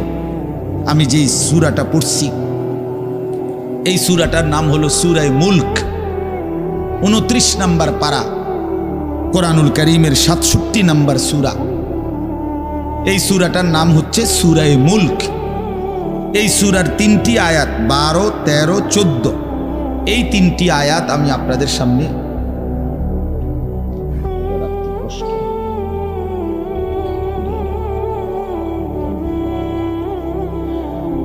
এই 3টি আয়াত আমি তেলাওয়াত করছি। এই আর অল্প একটু সময়ের মধ্যে আমি আপনাদের সামনে এই 3টা আয়াতকে সামনে রেখে কয়েকটা আর কথা বলতে চাই। প্রথম কথা, আপনারা রাগ হইয়েন না আমার, আমি আপনাদেরই অঞ্চলের মানুষ, এখন আপনারাও আমার, আমিও আপনাদের। আল্লাহর কোরআন শিখেন। আমার কথা হলে আমি বলি না যে সবাই সব জেনারেল পড়া বন্ধ করে দেন, অর্থ হলে আপনি একটু সময় বাইর করেন। কথা, যারা চাকরি করেন, ব্যবসা করেন, বুড়া মানুষেরও অনেক বয়স্ক লোক কইলে হুজুর না আর কইয়া লাভ নাই, এই বয়সও না নাই, বিড়ি খাই না বয়স আছে। হ্যাঁ মাশাআল্লাহ, বিড়ি খাইতে কইলে চা দোয়ানে গপ মারুন না, বয়স ঠিকই রয়েছে অনো। হ্যাঁ, এখনো টেলিভিশন 3 ঘন্টা চাইতে কইলে মাশাআল্লাহ কাকুর শরীরে বল আছে। মানুষের বেডির নাচ দেখবো, এতে কোনো লজ্জা শরম নাই। দুনিয়া ভোগ করতে বললে, ভাত খাইছে মাত্র, এখন যদি বলেন আবার আপেল খাইবেন নি, হদ পেঁয়াজু খাইবেন নি, চা দোকানে গেছে আর আবার খাবে। দুনিয়া পুরাটা ভোগ করবে। 90 বছরও দুনিয়া ফুরায় না, 90 বছরও আখেরাত মনে পড়ে না। আফসোসের ব্যাপার মিয়া। আল্লাহ বলছে কোরআনে, আলাম ইয়ানি লিল্লাযীনা আমানু আন তাখশা কুলুবুহুম লিযিকরিল্লাহ। এই আমার ইমানদার বান্দা, আমায় আল্লাহর ভয়ে, আমার স্মরণের জন্য, আমার বন্দেগীর জন্য তোমার দিলটা নরম হওয়ার সময় আজও কি হয়নি বান্দা? 365 দিনে, খোদার একটা বছরে যে কোনো দিন ফজরের নামাজ পড়লা না যুবক, তোমারে যেন আল্লাহ ডেকে বলে, হায় বান্দা, তাহলে কি আর কোনো দিন নামাজ পড়বা না? 30 বছর ধরে যে কোনো দিন সুদের লেনদেন ছাড়লেন না, হারাম রোজগার করেই গেলেন, আল্লাহ তাআলা যেন ডেকে বলে, বান্দা, তাহলে এই নাফরমানি কি আর কোনোদিন ছাড়বা না বান্দা? সিদ্ধান্ত নিয়ে ফেলছো তাইলে আজীবন সুদের উপরেই থাকবা, আজীবন মিথ্যার উপরেই থাকবা। তাহলে কি বান্দা এই ফয়সালায় নিয়ে ফেলছো আজীবন কাস্টমার ঠকাইয়েই যাইবা, ওজনে কমই দিয়ে যাবা? তাহলে কি এই ফয়সালা নিয়ে নিছো তোমার বিবি আজীবন বেপরদাই থাকবে? তোমার ঘরে অহরহ প্রতিনিয়ত রঙ্গিন টেলিভিশন চলবে নিয়মিত, এই ফয়সালা তোমার? ঠিক আছে বান্দা, কুলু ওয়া তামাত্তাউ কালিলান ইন্নাকুম মুজরিমুন। কোরআন শরীফের আয়াত। আল্লাহ বলছে নাফরমান বান্দা, খাও, দুনিয়া ভোগ করো কিছুক্ষণের জন্য, শুধু মনে রেখো ইন্নাকুম মুজরিমুন, তুমি কিন্তু পাপী। এই কথাটা শুধু মনে রাখো, বাকিটা পরে হইব, ভাত খাও। হ্যাঁ হ্যাঁ, কোরআন শরীফের আয়াত এটা। কুলু ওয়া তামাত্তাউ কালিলান ইন্নাকুম মুজরিমুন। আল্লাহ যেন বলে 8টার সময় যেই নাফরমান নাস্তা খাইতে বসে, আল্লাহ বলে বান্দা খা, কোনো অসুবিধা নাই, শুধু মনে রাখিস বেঈমান ফজরের নামাজ পড়ো নাই। কথা কান শুধু মনে রাখো, পরে হইব অন খাও। রাত 10টা বাজে যেই নাফরমান ভাত খাইতে বসছে, আল্লাহ তাআলা যেন ডাক দিয়ে বলছে বেঈমান খা, ভাত খা, খানা আমি আটকাইতাম না, শুধু মনে রাখিস এশার নামাজ পড়স নাই, ভাত খা বেঈমান। খানা আটকাবো না, খানা আমি জন্তু জানোয়াররাও খাওয়াই, তোরে খাওয়াবো না কেন? খানা আমি কুকুর বিড়ালরেও খাওয়াই, খানা আমি গরু ছাগলরেও খাওয়াই, তোরে দেব না কেন বান্দা? খা, শুধু মনে রাখবি ইন্না আ'তাদনা লিল কাফিরিনা সালাসিলা ওয়া আগলালাম ওয়া সাঈরা। আল্লাহ বলে প্রতিটা নাফরমানের জন্য আমি রেডি রাখছি আগুনের শিকল এবং আগুনের বেড়ি এবং জাহান্নামের আগুন। 1 নাম্বার 70 জিরাআন, 70 হাত লম্বা আগুনের শিকল দিয়ে জাহান্নামীকে হাসরের ময়দানে আল্লাহর ফেরেশতা বান দিবে। 1 2 নাম্বার 2টা হাত। দোস্ত দেখেন শুধু আমার দিকে, সূরা ইয়াসিনে আছে ইন্না জাআলনা ফি আ'নাকিহিম আগলালান ফাহিয়া ইলাল আদকানি ফাহুম মুকমাহুন। এটার অর্থ হলো এই যে হাসরের ময়দানে প্রত্যেকটা পাপী নাফরমানকে ফেরেশতা 2 হাত আলগি দিয়া এইভাবে ঘাড়ের সাথে বান দিয়া ধইরা এই 2 থুতনির নিচে 2 হাত এভাবে দিয়া এইভাবে বান দিয়া, আল্লাহর কসম, রব্বে কাবার কসম করে বল, এইভাবে বান দিবে। আর কোনোদিন বেঈমান চোখটাও নিচের দিকে নামাইতে পারবে না, কারণ এই থুতনি তো উঠাই দিছে উপরের দিকে, এটা দিয়ে ঠেলা দিয়া। এটা অর্থ হলো আগলাল। এই আয়াতের সূরা ইয়াসিনের এই আয়াতের অর্থ এটাই, ইন্না জাআলনা ফি আ'নাকিহিম আগলালা। আল্লাহ বলছে বান্দা আমি দেখাবো। আল্লাহ ডাক দিয়ে বলে ভাই আমারও তোমারও, জওয়ানকেও বুড়োকেও। আল্লাহ বলে বান্দা কি মনে করছো আমি রহমান না? ঠিক আছে, তুমি কি এটা শোনো নাই আমি যে কাহ্হার? তুমি তো শুনছো আমি রাহিম, তুমি কি শোনো নাই আমি জব্বার? আমি যুনতিকাম, আমি প্রতিশোধ গ্রহণকারী, আমি সারিউল হিসাব, দ্রুত হিসাবকারী, আমি জব্বার, আমি প্রবল প্রতাপান্বিত, কাহ্হার, আমি মুতাকাব্বির, আমি বারি। তুমি জানো না? আমার একটা নাম শুনলা, আমার দয়ার নামটা শুনলা, আমি যে শাস্তি দেব সেটা শোনো নাই? কি ভাইয়া, কোরআনুল কারীমের মধ্যে জান্নাতের বর্ণনা যেমন আছে, জাহান্নামের বর্ণনা নাই? কথা বলেন না কেন? তো সেগুলো কার জন্য? সেগুলো কার জন্য? মা সালাকাকুম ফি সাকার ক্বালু লাম নাকু মিনাল মুসাল্লিন। একবারে সোজা বাংলা দেখেন, জাহান্নামে চিৎকার করবে, জাহান্নামের ফেরেশতা ডাক দিয়ে বলবে বেঈমান জাহান্নামে কেন আসলি? ক্বালু লাম নাকু মিনাল মুসাল্লিন। নাফরমান বলবে বন্ধু ফেরেশতা ভাই আমি দুনিয়াতে নামাজি ছিলাম না। কি ছিলাম না? সরাসরি কোরআনের আয়াত। আল্লাহ বলেন ওয়াইলুন ইয়াউমাইদিল লিল মুকাদ্দিবিন। সমস্ত মিথ্যাবাদী নাফরমান পাপীদের জন্য সেদিন জাহান্নাম। যদি বলেন কেমন নাফরমান মাওলা? আল্লাহ বলেন ওয়া ইদা কিলা লাহুমুর কাউ লা ইয়ারকাউন। দুনিয়ায় এই নাফরমানকে যতবার বলা হয়েছিল রুকু করতে, সেজদা করতে, নামাজ পড়তে, বেঈমান নামাজ পড়ে নাই, এজন্য জাহান্নাম। কোরআনুল কারীমে আল্লাহ বলছেন কাল্লা ইদা বালাগাতিত তারাকি, নাফরমানের মৃত্যুর সময় যখন আসবে, মালাকুল মউত আজরাইল তারে যখন ডাক দিবে, আইয়াতুহান নাফসুল খাবিসা, প্রতিটা পাপী নাফরমানের জান কবজের সময় আজরাইল যখন ডাক দিয়ে বলবে, হে খবিস আত্মা বের হ, উখরুজি বের হ, আত্মাটা বের হতে চাইবে না। আল্লাহর নবী বলেন, কসম বাবা, নবীজি বলে মালাকুল মউত আজরাইল খপ করে ধইরা কলজা থেকে রুহুটা একটা টান দিয়া ছিঁড়া ফেলবে, একটা টান দিয়া ছিঁড়া ফেলবে। এরপরে রুহুটা কণ্ঠনালীর কাছে এসে আটকায় যাবে। কাল্লা ইদা বালাগাতিত তারাকি, তারাকি মানে কণ্ঠনালী। ফালাউলা ইদা বালাগাতিল হুলকুম ওয়া আনতুম হিনা ইদিন তানজুরুন, এটার অর্থ এটাই। হুলকুম মানে এই কণ্ঠনালী, বের হতে চাইবে না রুহু। আজরাইল তখন ধৈরে টাইনা হেসরাইয়া ছিঁড়া ছিন্ন ভিন্ন করে বেঈমান নাফরমানের কলজা ছিঁড়া ফেলবে, রুহু ছিঁড়ে ফেলবে, এরপরে শরীর থেকে বের করে নিয়ে আসবে। আরে বন্ধু, এই কোরআনে আছে, আল্লাহ নিজে বলছে এমন নির্মম মৃত্যু হলো কেন, এই নাফরমানের মউত এত কঠিন হলো কেন, তার কলজা ছিঁড়া ফেলছে, রুহু ছিঁড়ে ফেলছে, এমন মৃত্যু হলো কেন? আল্লাহর কসম বাপ আমারেও বলি, আপনারেও বলি, আল্লাহ কোরআনে সরাসরি বলছে এমন ভয়ানক মৃত্যু হলো কেন, ফালা সাদ্দাকা ওয়ালা সাল্লা, কারণ এই নাফরমান আমি আল্লাহর কথায় বিশ্বাস করে নাই, ওয়ালা সাল্লা, এবং নামাজ পড়ে নাই, নামাজ পড়ে নাই, নামাজ পড়ে।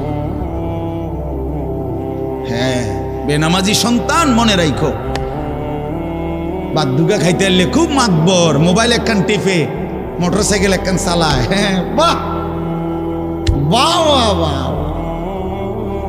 বাহ বাহ বাহ। আর কি, আর ধরে কে?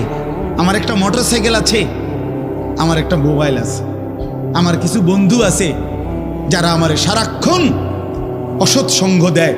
যখনই আমার সমস্ত নাফরমানি মন চায়, কিছু অসৎ বন্ধু মিলে যায়, যে বন্ধুরা আমার সারাক্ষণ চরিত্রহীনতা শিখায়, অসভ্যতা, নোংরামি, অশ্লীলতা, বেহায়াপনা শিখায়।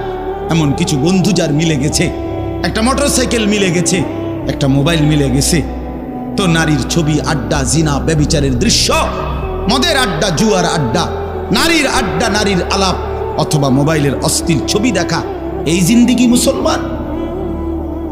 এর জন্যই আল্লাহ তাআলা আমাদেরকে মুসলমানের ঘরে বানাইছিলেন। এই জন্যই আমার বাবা মুসলমান, এই জন্যই আমার মা মুসলমান। আল্লাহ আপনি মাফ করে দেন। ইনসাফের সাথে ভাইবেন। অনেক নওজোয়ান ভাই, সবাইরে অনুরোধ করলাম, দোস্ত আমার, ইনসাফের সাথে ভাইবেন, নিজেরে নষ্ট করেন না। ছেলেরা আমার, ভাইয়া, নিজেরে নষ্ট করো না ভাই, নওজোয়ান ভাই, নিজেরে নষ্ট করো না। শেষ পর্যন্ত কেউ নাই, শেষ পর্যন্ত একদিন, দিন শেষে, রাত শেষে দেখবেন আমার সাথে কেউ নেই, আমি একাই, আমি একাই। একদিন কবর আমারে সব সম্পর্ক ছিন্ন করে দিবে, একদিন মৃত্যু আমাকে সব ভুলায় দিবে, সব ভুলায় দিবে। তো এই সূরাটার নাম হলো সূরা মুলক। এটা কোরআন শরীফের অত্যন্ত ফজিলতপূর্ণ একটা সূরা, মাত্র 30টা আয়াত এই সূরার মধ্যে। আল্লাহ নবী সাল্লাল্লাহু আলাইহি ওয়াসাল্লাম বলছেন, এই সূরাটি যে নিয়মিত তেলাওয়াত করবে, আল্লাহ নবী বলেন, তুমজিহি মিন আযাবিল কবর, এই সূরা মুলক তাকে কবরের আযাব থেকে রক্ষা করবে। এটাই সূরার ফজিলত। এজন্য আলহামদুলিল্লাহ উলামায়ে কেরাম, আমাদের মাদ্রাসাগুলোর তালিবে ইলম এবং আল্লাহওয়ালা বুজুর্গানে দ্বীন সব সময় রাত্রিবেলা ঘুমের আগে আগেই এই সূরা মুলক তেলাওয়াত করে। এই 4-5 মিনিট সময় লাগে, কিন্তু এই সূরার বড় ফজিলত হলো, আল্লাহ নবী সাল্লাল্লাহু আলাইহি সাল্লাম বলেন, এই সূরা কবরের আযাব থেকে রক্ষা করবে, কবরের আযাব থেকে রক্ষা করবে। আমার ভাই, আমার বন্ধু, রাসূলুল্লাহ সাল্লাল্লাহু আলাইহি সাল্লামের অগণিত হাদিস এ কথার প্রমাণ করে যে কবরে আযাব হবে। হাসরের আযাব তো আছেই, জাহান্নামের আযাব তো আছেই, কবরেও আযাব হবে। মেন বিচার তো হবে হাসরের ময়দানে, তার আগেই আযাব হবে কবর। আপনারা সহজ বাংলায় বুঝবেন, আসামি যখন ধরে ফেলে, তখন মামলার হিয়ারিং তো চলে, মামলার শুনানি তো চলে, কিন্তু সে কারাগারে ঠিকই আটকায় রইছে। কারাগারের কষ্ট যন্ত্রণা সে হাজতি হিসাবে ভোগ করতে থাকে। আবার যখন মামলার রায় হয় তখন সে আবার আসামির পরে হিসাব পরে, কিন্তু কষ্ট লাঞ্ছনা এটা তো তার শুরু হয়ে যায়।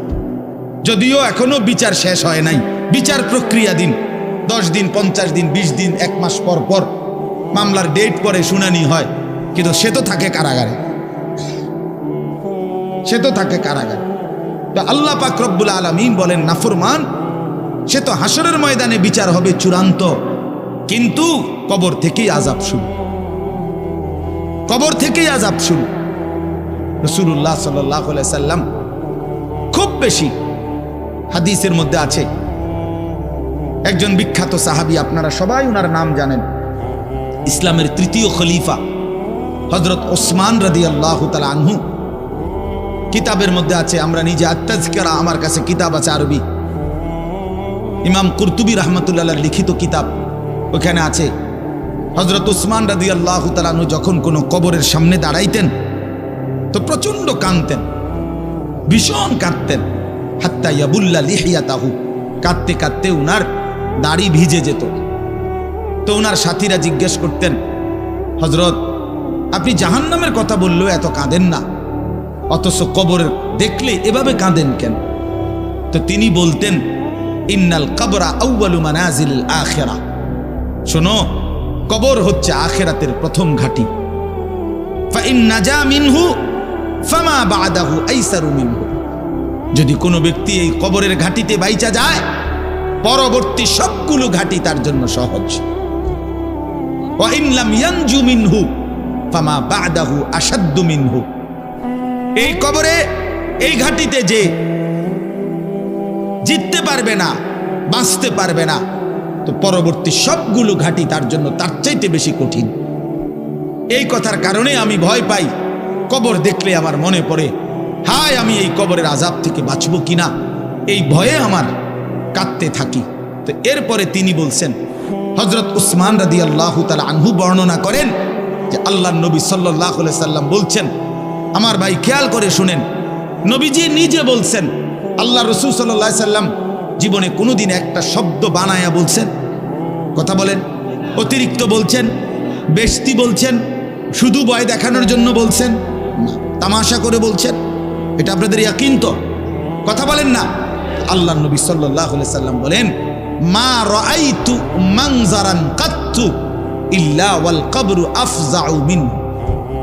রাসূলুল্লাহ বলেন, হযরত ওসমান বর্ণনা করেন যে আমি নবীজির জবানে শুনছি, নবীজি বলছেন, হে আমার উম্মত, আল্লাহর কসম উম্মত, কবরের চাইতে অধিক ভয়ানক কোন আযাবের দৃশ্য আমি রাসূল মুহাম্মদ দেখি নাই, আমি দেখি। রাসূলুল্লাহ সাল্লাল্লাহু আলাইহি সাল্লাম বলছেন, প্রিয় ভাই আমার, আল্লাহর নবী সাল্লাল্লাহু আলাইহি সাল্লামের সরাসরি হাদিস, যে ব্যক্তি খবরের 3টা প্রশ্নের জবাব দিতে পারবে না, রাসূলুল্লাহ সাল্লাল্লাহু আলাইহি সাল্লাম বলেন আল্লাহ তাআলার পক্ষ থেকে তখন ফেরেশতাদের কাছে ঘোষণা আসবে, আফরিশুহু মিনান নার ওয়ালবাসুহু মিনান নার ওয়াফতাহু লাহু বাবান ইলান নার। আমার এই নাফরমান বান্দার কবরে জাহান্নামের বিছানা বিছিয়ে দাও, জাহান্নামের পোশাক পরিয়ে দাও, আর জাহান্নাম বরাবর তার জন্য কবর থেকে দরজা খুলে দাও। ফেরেশতারা যখন এই কার্যক্রমটা শেষ করবে, প্রথম জাহান্নামের বিছানা বিছায় দিছে, পোশাক পরায় দিছে, জাহান্নাম বরাবর দরজা খুলে দিছে, আল্লাহর নবী সাল্লাল্লাহু আলাইহি ওয়াসাল্লাম বলেন, একজন ফেরেশতা এসে তখন ফায়ুদরাবু লাহু বিমিতরাকাতিন মিন হাদিদিন, নবীজি সাল্লাল্লাহু আলাইহি ওয়াসাল্লাম বলেন, তখন একটা লোহার হাতুড়ি, লোহার গুর্জ, লোহার হাতুড়ি দিয়ে একজন ফেরেশতা তাকে একটা আঘাত করবে। কি আঘাত? কোথায় আঘাত করবে? সরাসরি হাদিসের শব্দ, বরবাতান বাইনা উজনাইহি, তার 2 কান বরাবর একটা আঘাত করবে। রাসূলুল্লাহ সাল্লাল্লাহু আলাইহি সাল্লাম বলেন, ফায়াসিহু সাইহাতান, ওই নাফরমান তখন এত জোরে চিৎকার করবে, ইয়াসমাউহা মান ইয়ালিহি ইল্লা সাকালাইন, মানুষ এবং জিন ব্যতীত আল্লাহর সমস্ত সৃষ্টি ওই বেঈমানের চিৎকার শুনতে পাবে। কবরের আযাব, ছেলেরা আমার, দোস্ত আমার, বাপ আমার, বন্ধু আমার, আপনি হাসলেও কবরে যাইতে হবে, কাঁদলেও কবরে যাইতে হবে। রাজপ্রাসাদের ওই অট্টালিকাতে যে থাকে সেও একদিন মরে যাবে, জীর্ণ কুঠিরে কুড়ে ঘরে যে থাকে সেও মরে যাবে। জীবনে যে কোনোদিন সুখ দেখে নাই দুঃখের সাগরে, তারও মৃত্যু হবে। জীবনে যে কোনোদিন দুঃখ দেখে নাই সুখের সাগরে ভাসছিল, তারও মৃত্যু হবে, সেও মরে যাবে। কবর নিশ্চিত, কবর নিশ্চিত। আমিন ওয়ারাইহিম বারযাখুন ইলা ইয়াউমি ইউবআসুন। আল্লাহ তাআলা মৃত ব্যক্তিকে বলবে, বান্দা, কোরআন শরীফের আয়াত, এখন থেকে নিয়ে ইসরাফিলের ফুঁতে হাসরের ময়দানে উঠানো পর্যন্ত বারজাখ মানে কবরের জীবনে পড়ে থাকো। ভেবে দেখেন, ভেবে দেখেন, শুধু 1 মিনিট। আমিও ভাবি, আপনিও ভাবেন।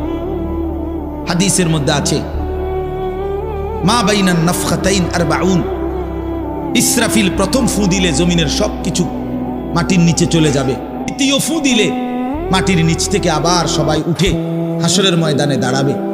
তো নবীজি সাল্লাল্লাহু আলাইহি সাল্লাম বলছে, এই 2 ফুঁয়ের মাঝখানে ব্যবধান হবে 40। তো মুহাদ্দিসিনে কেরাম, ওলামায়ে কেরাম বলেন, কেউ কেউ এই 2 ফুঁয়ের মাঝখানে ব্যবধান হতে পারে 40,000 বছর। তাহলে ধরে নেন, সর্বশেষ যেই লোকটা কবরে গেছে, যদি তার কবরে আযাব হয়, তাহলে তার কবরের আযাব ভোগ করতে হবে 40,000 বছর। এবার বলেন তো, এখন যারা মরতেছে, এবার বলেন তো রাসূলুল্লাহ সাল্লাল্লাহু আলাইহি সাল্লামের জমানায় যারা মারা গেছে, এবার আরো পিছনে যান, ইব্রাহিম আলাইহিস সালামের জমানায় যারা মারা গেছে, এবার আরো পিছনে যান, নূহ আলাইহিস সালামের জমানায় যেই অবিশ্বাসী বেঈমানগুলো মারা গেছে, তারা আজকে কত বছর যাবত কবরে আযাব ভোগ করতেছে। বুঝছেননি আমার কথাটা? হ্যাঁ, কোরআন শরীফে আছে, ওমান আ'রাযা আন যিকরি ফাইন্না লাহু মাঈশাতান যানকা ওয়া নাহশুরুহু ইয়াওমাল কিয়ামাতি আ'মা। আল্লাহ বলেন, আমার স্মরণ থেকে যে মুখ ফিরায় নিল, আমার বন্দিগি, আমার ইবাদত, আমার হুকুম পালন, আমি তার জীবন করে দেব সংকীর্ণ এবং তার হাসরের ময়দানে উঠাবো অন্ধ। এই জীবন সংকীর্ণ করার একাধিক তাফসির, এর মধ্যে একটা তাফসির হলো এইটা যে আল্লাহ জীবন সংকীর্ণ করে দিবে, মানে তার কবরের মধ্যে তার কবরটাকে একেবারে সংকীর্ণ করে দিবে। আল্লাহ রসুল বলছে, নাফরমানের কবর রাইখা যখন ফেরেশতা চলে যাবে, কবর ডান পাশের মাটি তারে একটা চাপ দিবে বাম দিকে, বাম দিকের মাটি এক ডান দিকে। আল্লাহর কসম, ডান পাশের হাড্ডি পাঁজর ভাইঙ্গা ডান দিকে বাম দিকে চলে যাবে, বাম দিকের হাড্ডি পাঁজর ভাইঙ্গা। রাসূলুল্লাহ সাল্লাল্লাহু আলাইহি ওয়াসাল্লাম বলছে, বন্ধু দেখেন, হাত্তা তাখতালিফা আদলাউহু, এই 2 আঙ্গুল যেভাবে এভাবে একটার ভিতরে ঢুকে গেছে, খোদার কসম, ডান পাশের হাড্ডি পাঁজর, বাম পাশের হাড্ডি পাঁজর এইভাবে একটার ভিতরে ঢুকে যায়। এটার অর্থ এটা। হ্যাঁ, রাসূলুল্লাহ সাল্লাল্লাহু আলাইহি সাল্লাম একদিন হযরত বারা ইবনে আযিব রাদিয়াল্লাহু তাআলা আনহু থেকে বর্ণিত, নবীজি একদিন এক সাহাবীর জানাজা পড়তে গেছেন। জানাজা পড়তে গিয়ে খালি কবরের সামনে কিছুক্ষণ দাঁড়াইছেন। তখনও উনারে কবরে রাখে নাই, জানাজাও পড়ায় নাই। নবীজি আগে গিয়া কবরটার সামনে দাঁড়াইছে। হযরত বারা ইবনে আযিব বলেন, আমরা নবীজির সাথে ছিলাম। আল্লাহ নবী সাল্লাল্লাহু আলাইহি সাল্লাম কবরের খালি এই কবর দেখা অঝরে কাঁদতে শুরু করছে। আমরা সবাই সাহাবীরা নবীজির সাথে কাঁদতে শুরু করলাম। অনেকক্ষণ কাইদা নবীজি চোখের পানি মুইছা আজীব কথা বলছে নবী। রাসূলুল্লাহ সাল্লাল্লাহু আলাইহি সাল্লাম সাহাবীদেরকে লক্ষ্য করে বলছে, ইয়া ইখওয়ানি লিমিসলি হাদা ফাআইদ্দু, আমার বন্ধুরা, আমার সাথীরা, এই কবরে যাওয়ার জন্য তোমরাও রেডি হও। ফাআইদ্দু, তোমরাও প্রস্তুতি নাও। অচিরেই তুমি আমি সবাই এই কবরেই পৌঁছে যাইতে হবে। রাসূলুল্লাহ সাল্লাল্লাহু আলাইহি সাল্লাম বলছে, প্রিয় বন্ধু আমার, জওয়ান সাথী আমার, সামান্য এই কয়েকটি জওয়ানি নষ্ট না করা, নষ্ট না করা, কোনোভাবেই নষ্ট না করা। তো এই জন্য বললাম, এই সূরা মুলক এটা আল্লাহ তাআলা অত্যন্ত ফজিলতপূর্ণ একটি সূরা। রাসূলুল্লাহ সাল্লাল্লাহু আলাইহি সাল্লাম বলছেন, এটা কবরের আযাব থেকে রক্ষা করবে। এই সূরা নিয়মিত তাফসীরের মধ্যে আমি নিজে পড়ছি, তাফসীরে কুরতুবিতে আছে। আল্লাহ নবী সাল্লাল্লাহু আলাইহি সাল্লাম বলেন, লাওয়াদিত্তু, নবীজি বলেন আমার দিলের আশা, আমার দিলের তামান্না, আমার উম্মতের প্রতিটা মুমিন তার কলিজার ভিতরে, তার জবানে এই সূরা মুলক থাকুক, সূরা মুলক থাকুক। অর্থাৎ রাসূলুল্লাহ সাল্লাল্লাহু আলাইহি সাল্লাম বলতেন আমার প্রতিটা মুমিন বান্দা উম্মত যেন এই সূরা মুলক তেলাওয়াত করে, যেন কবরের আযাব থেকে রক্ষা পায়। নবীজি 5 ওয়াক্ত নামাজের পরে, আল্লাহর কসম ভাই, এখানে অনেক ওলামায়ে কেরাম আছে, আপনি জিজ্ঞাসা করেন, নবীজি 5 ওয়াক্ত নামাজের পরে, সরদারে দু আলম নবীর তো কোনো গুনাহ নাই, তিনি নিষ্পাপ, তিনি তো জান্নাত উদ্বোধন করবেন। আনা আউয়ালু মান ইয়াকরাউ বাবাল জান্নাহ, নবী বলছে আমি সেই মুহাম্মদ যে প্রথম জান্নাতের দরজা আমি নাড়ব, জান্নাতের কড়া নাড়ব আমি মুহাম্মদ। ভেতর থেকে ফেরেশতা বলবে আপনি কে? আমি বলবো মুহাম্মদ। ফেরেশতা বলবে আনতাজিরু লাক, আমি তো আপনার অপেক্ষাই করছিলাম, আপনি আসবেন বলেই তো অপেক্ষায় ছিলাম, আপনি উদ্বোধন করে দিলেই তো বাকিরা ঢুকবে। তো সেই নবী যিনি জান্নাত উদ্বোধন করবেন, তিনি 5 ওয়াক্ত নামাজের পরে ভাইয়া প্রতিদিন তিনি যেই কথাটা দোয়া করতেন, এর মধ্যে একটা দোয়া এটা, আল্লাহুম্মা ইন্নী আউযু বিকা মিন আযাবিল কবর ওয়া মিন ফিতনাতিল কবর ওয়া মিন ফিতনাতিল মাসীহিদ দাজ্জাল ওয়া মিন ফিতনাতিল মাহইয়া ওয়াল মামাত। আল্লাহ আমি কবরের আযাব থেকে পানাহ চাই। নবীজি নিজে বলতেন। প্রিয় ভাই, বাবা আমার, চলেন সবাই নিয়ত করি, নিজেকে গুনাহ থেকে বাঁচানো দরকার, নিজের আল্লাহর নাফরমানি থেকে বাঁচানো দরকার। আল্লাহ তাআলা বলেন, ইন্নাল্লাযীনা ইয়াখশাউনা রাব্বাহুম বিল গায়ব, আমি আল্লাহকে না দেখে, আমার কথাগুলো আখিরাত সম্পর্কিত, এগুলোকে না দেখে যারা আমি আল্লাহকে ভয় করে, আখিরাতকে ভয় করে, জাহান্নামকে ভয় করে, কবরকে ভয় করে, আল্লাহ বলেন, তাফসীরের মধ্যে লিখছে ভয় করে মানে হলো গুনাহ বর্জন করে। কোন ব্যক্তি আল্লাহকে ভয় করে, খোদার কসম এই কথার অর্থ হলো গুনাহ ছেড়ে দেয়। যে গুনাহ ছেড়ে দেয় সে আল্লাহকে ভয় করে, যে আল্লাহকে ভয় করে সে গুনাহ ছেড়ে দেয়। কোন নাফরমান আল্লাহকে ভয় করে না, আল্লাহকে ভয় করলে গুনাহ করতে পারে না। বুঝেন নাই বাংলা কথাটা? এটা কাগজের এই পিঠ ও পিঠ, কাগজের এই পিঠ ওই পিঠ। এই পিঠে যদি লেখা আছে আল্লাহর ভয়, তো ওই পিঠে লেখা থাকবে গুনাহ বর্জন। যে গুনাহ ছেড়ে দেয় সে অটোমেটিকলি আল্লাহকে ভয় করে, যে আল্লাহকে ভয় করে সে গুনাহ বর্জন করে। এজন্য তাকওয়ার অর্থ আল্লাহর ভয়, এটার প্রথম অর্থ হইল গুনাহ বর্জন। মান খাশিয়ার রহমান, আল্লাহকে ভয়, এটার প্রথম অর্থ গুনাহ বর্জন, গুনাহ বর্জন। আমার শায়েখ আল্লামা মুফতি মুশতাকুন নবী সাহেব সব সময় চিল্লায় মাহফিলে, অনেক সময় হাজারি করে বলে যে বাপ, গুনাহ আগুন, গুনাহ আগুন, গুনাহ আগুন। প্রতিটা গুনার পিঠে, ওই পিঠে আগুন আছে। নারীর প্রতিটা বেপর্দা দৃশ্যের মধ্যে খোদার কসম আগুন জ্বলে। ওই সিনেমার নর্তকীর শরীরে আগুন জ্বলে, ওই নায়িকার শরীরে আগুন জ্বলে, মোবাইলের ওই অস্থির ছবির মধ্যে আগুন জ্বলে, মদের আড্ডায় আগুন জ্বলে, জুয়ার আড্ডায় আগুন জ্বলে, সুদের টাকায় আগুন জ্বলে, ঘুষের টাকায় আগুন জ্বলে, বেপর্দা নারীর শরীরে আগুন জ্বলে। ওইটা রূপ না, ওইটা আগুন, ওইটা জাহান্নাম, ওইটা জাহান্নাম। আল্লাহ তাআলা বলেন, ইন্নাল্লাযীনা ইয়াখশাউনা রাব্বাহুম বিল গায়ব, আল্লাহ তাআলা বলেন আমার যে বান্দারা আমার আখিরাত, আমার জাহান্নাম, আমার পরকাল, আমার কবর, এই কথাগুলোকে ভয় করে, আমি আল্লাহকে ভয় করে, না দেখে আল্লাহ বলেন আমি ওয়াদা দিলাম, লাহুম মাগফিরাতুম ওয়া আজরুন কাবীর, আমি তাদের পেছনের সব গুনাহ মাফ করে দেব, আর আমার সবচেয়ে বড় পুরস্কার জান্নাত দিয়ে দেব। এরপরে আল্লাহ বলেন, ওয়া আসিররু কাওলাকুম আবিজহারু বিহি ইন্নাহু আলিমুম বিজাতিস সুদূর। মানুষের তিনটা অবস্থা কথার ক্ষেত্রে, মানুষ তার অভিব্যক্তির ক্ষেত্রে তিনটা অবস্থা হয়। মানুষ কখনো জোরে কথা বলে, মানুষ কখনো আস্তে কথা বলে গোপনে, আর কখনো মানুষ অন্তরে জল্পনা কল্পনা করে, ঠিক না? এই তিনটাই অবস্থা, তিনটাই অবস্থা। তো আল্লাহ তাআলা বলেন, এনে একটা ছোট্ট তাফসীরের মধ্যে আছে, মক্কার কুরাইশরা, কাফেররা নবীজির বিরুদ্ধে দিবানিশি ষড়যন্ত্র করত, বুঝছেন? তো ষড়যন্ত্র করতে বইলে মাঝে মধ্যে এই বেকুবরা বইলে কইতো, আস্তে কো, আস্তে, এই আস্তে কো বেড়া, আসিররু, আস্তে কথা বলো, কাই লা ইয়াসমা রব্বা মুহাম্মদ, মুহাম্মদের খোদা যেন শুনতে না পায়।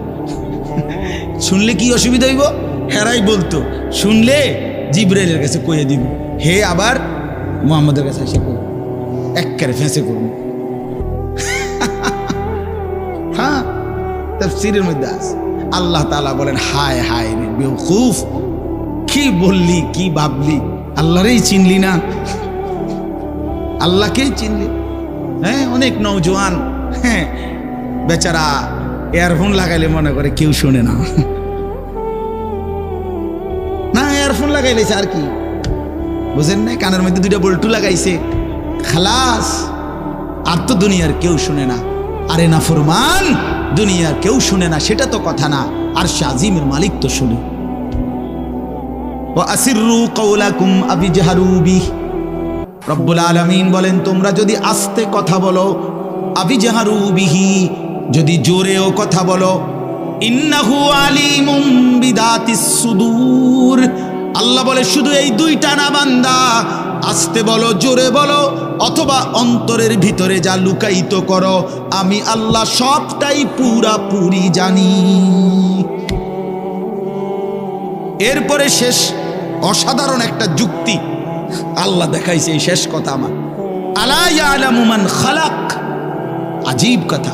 আল্লাহ বলে, আচ্ছা বান্দা, তোমার আমি একটা কথা জিজ্ঞাই, তুমি আমার কথাটার উত্তর দাও।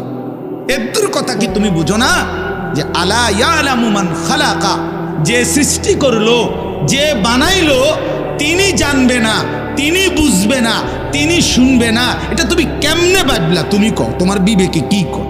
এতটি ভাত খাইয়া বুঝিয়ে কথাটা বুঝলা না, এতদিন দুনিয়ার থেকে বুঝিয়ে কথাটা বুঝলা না। আলা ইয়ালামু মান খালাক, এই তৃতীয় আয়াত। আল্লাহ বলেন, যিনি সৃষ্টি করলেন তিনি জানবে না? যে কোম্পানি এটা বানাইছে সে জানে না এখান দিয়ে কথা বলে না, এন দিয়ে কথা বলে? কথা বলেন না কেন? তো যিনি সৃষ্টি করলেন আল্লাহ, আমরা কি করছি না করছি তিনি আমাদের কথা জানবেন না? কথা বলেন না, বলেন না, শুনেন তিনি? আল্লাহ শুনেন কিনা, দেখেন কিনা, জানেন কিনা?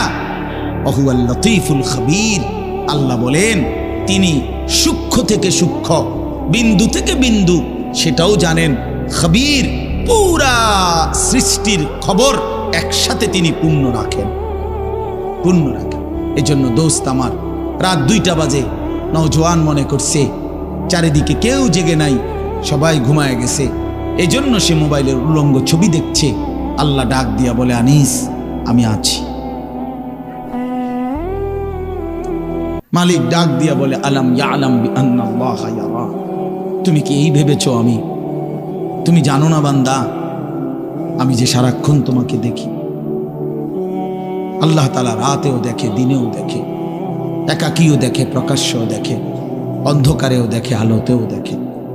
7 আসমানের উপরে কোনো ফেরেশতা হাঁটলেও মালিক দেখে, 7 তবক জমিনের নিচে কোনো পিঁপড়া হাঁটলেও মালিক দেখে। আটলান্টিক মহাসাগরের যে প্রাণী গভীর তলদেশে, আল্লাহ তাকেও দেখে। হিমালয়ের সুউচ্চ চূড়ায় যে প্রাণী, আল্লাহ তাকেও দেখে, তাকেও দেখে। ওয়ায়ালামু মা ফিল বাররি ওয়াল বাহর, জলে স্থলে যা আছে আল্লাহ বলেন সব তিনি জানেন। ওমা তাসকুতু মিন ওয়ারাকাতিন ইল্লা ইয়ালামুহা, একটা গাছের পাতাও যদি পড়ে আল্লাহ বলেন আমি তাও জানি। ওয়ালা হাব্বাতিন ফি যুলুমাতিল আরদ, মাটির তলদেশে যেই চারা দানা বীজ তোমরা রোপণ করছো, বপন করছো, আল্লাহ বলে কোন দানা কোন চারা আমি তাও জানি। ওয়ালা রতবিন ওয়ালা ইয়াবিসিন, শুকনায় কি আছে ভিজাতে কি আছে আমি সব জানি। ইল্লা ফি কিতাবিম মুবিন, ওহ মালিক বলে শুধু জানি না রে বান্দা, কারণ আমি সব কিছু আমার তাকদীরে লৌহে মাহফুজের মধ্যে স্পষ্ট করে লিখে রাখছি, লিখে রাখছি, লিখে রেখেছি। অতএব বাপ আমার, বন্ধু আমার, দয়া করে মেহেরবানি করে এই মাহফিলগুলো আসলে আপনাদের কাছে কোনো 23 বছরের পুরা ইসলাম বুঝানো, একদিনে 1 ঘন্টা, এটা না। অর্থ হলো বিবেকটা জাগানো, অনুভূতিটা একটু জাগানো, ঠিক না? একটু যেন মানসিকতাটা বাড়ে, একটু মানসিকতাটা যেন পারে। দুনিয়া ভুলেন, আখেরাত ফিকির করে, আখেরাতের ফিকির করে, আখেরাতের ফিকির করে। যুবক ভাই নিজের ক্ষতি করেন না, নওজোয়ান ভাই নিজের ক্ষতি করেন। আল্লাহর ওয়াস্তে ভাইয়া, চরিত্রহীনতার এই জিন্দেগি সুখ দেয় না। কোনো পাপী সুখে নাই, কোনো হারামখোর, কোনো মদখোর, কোনো গাঁজাখোর, ফুট্টাখোর, বাবাখোর, ডাইলখোর, ইয়াবাখোর, একটাও নাফরমান সুখে নাই, সুখে নাই। কোনো বেপরদা নারী সুখে নাই। আমি চ্যালেঞ্জ করলাম, কোন হারামখোর, সুদখোর, গাঁজাখোর একটাও সুখে নাই, একটাও সুখে নাই, একটাও সুখে নাই। কোন নাফরমান সুখে থাকে না বন্ধু। সেজদাতে সুখ আছে, আল্লাহকে ডাকলে সুখ আছে, আল্লাহকে ডাকলে সুখ আছে, মালিকের সেজদায় সুখ আছে। এজন্য চলেন ইনশাআল্লাহ, নিয়ত করি আল্লাহকে ডাকবো ইনশাআল্লাহ। হারাম ছেড়ে দেই, আল্লাহর নাফরমানি ছেড়ে দেই। আল্লাহ আমাদের সবাইকে কবুল করে নেন। আমার ভাই, আপনাদের কাছে আমার একটা ছোট্ট অনুরোধ। আজকে আমাদের যে মেহমান এসেছেন, আলহামদুলিল্লাহ আমার অনেক অনেক মহব্বতের মানুষ, হযরত মাওলানা হারিস উদ্দিন সাহেব দামাত বারাকাতুহুমুল আলিয়া, অনেক সুন্দর বয়ান করে। আমি তো কতক্ষণ দমকাইয়া এক কিনার করে লাইছি, আমনে মনে হচ্ছে একটা কাজ্জা লাগছে, বুঝছেন না? একটা ঝগড়া লাগছে, যে এরম হয়েছে। এইটা তো কোনো ওয়াজ না, এটা কোনো ওয়াজের জাতও না, কিন্তু ওয়াজ শুনবেন এখন ইনশাআল্লাহ। আপনাদের কাছে অনুরোধ, হযরত মাওলানা হারিস উদ্দিন দামাত বারাকাতুহুম, তিনি আমাদেরও শ্রদ্ধেয়, আমাদের বয়স্ক, আমাদের চাইতো প্রবীণ আলেমে দ্বীন। আজকে বহুদিন যাবৎ আল্লাহর কথা চারদিকে বলে বেড়াচ্ছেন। আলহামদুলিল্লাহ মাওলানা সাহেব হযরত এখানে এসেছেন।